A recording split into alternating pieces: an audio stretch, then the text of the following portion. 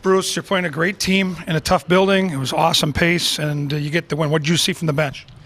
Well, I did see the pace. I thought was really fast, and when we can keep up with the pace, it gives you a lot of confidence because there's a lot of fast teams. Not too many faster than Winnipeg, and they're coming at you 4 lines deep. It makes you think hey, it gives you confidence that you can play with the big boys a little bit. Did you know right away that Eriksson scored there?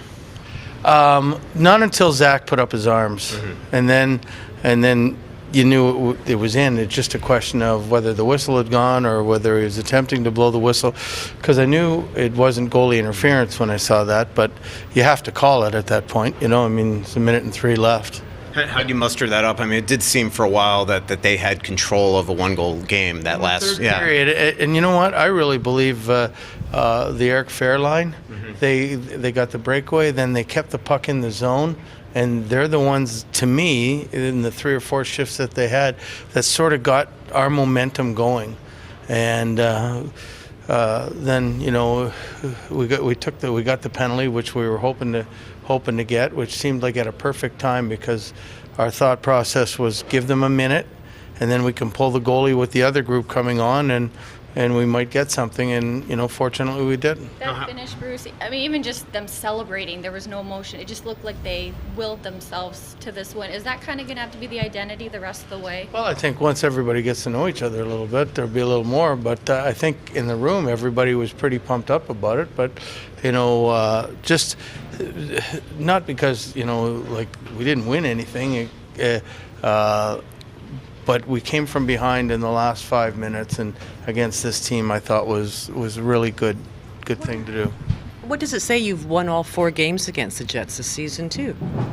Yeah, I don't know what to say about that. All I know is I hope we win the next one against them too. But they beat us 4 out of 5 last year when it counted. So maybe it's just I don't know how things work, but we've gotten lucky against them. Is this practice time coming up at a good time to get someone like Fiala more integrated? Will you maybe tinker with your lines? Or? Fiala, Aberg, all of the guys. Seriously, we moved the lines, shifted them quite a lot in the last 48 hours. How about how tough do you think it is for Fiala to kind of step in here on a game day, arrive at 2 o'clock, and then he's playing a position that he hadn't played really all year? Yeah, and like I told him, I said, don't take anything too serious. I know Nashville plays different, but you just go out and play.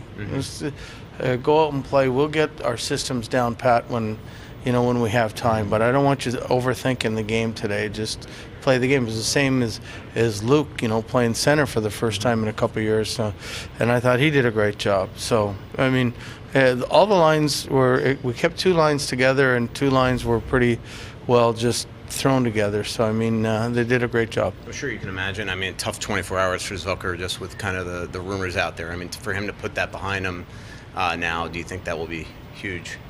It really would be. I hope, but that's what coaches do. They just hope for the best for all the players, and let's just go to Calgary. Yeah.